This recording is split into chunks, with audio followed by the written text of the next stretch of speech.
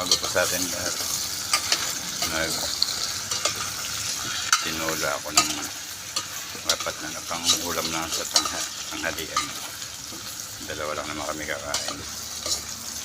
Naginisa ko to sa luya, sibuyas, tapos lagyan ko ng sili para may kagat siya. Ayan. Gisahin mo natin siya, tapos saka natin lagyan ng sapot. Yan, lagyan natin siya ng sapot. Naginit na ako ng tubig para madali siyang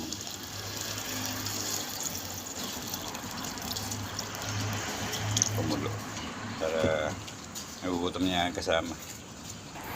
Yan, nilagay ko na yung papaya. Yan yung sili lumuluto.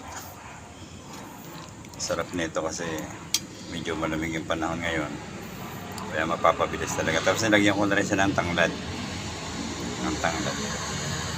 Ito, papaya sa halip na sayote. Mas kasi mas gusto ko yung papaya sa tinola kaysa sayote. Hintayin natin lumambot yung papaya, tsaka natin ilagay yung dahon ng sili.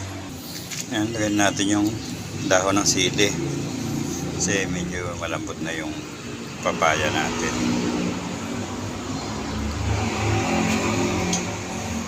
Isang kulo na, luto na yan. Ayan, luto na ang ating tinolang manok. Nasaan na yung manok? Nahanap yung manok ng tago. Yun. Tinolang manok. Apat na piraso lang yan para pangulam sa tanay. Tapos yung tanglad na siya. Alisin naman yung bango niya. Kasi yung aroma ng ng tanglad. Bango. Yun o. Ayan. Maraming salamat po sa panonood. Yan yung ating ulam ngayong tanghali.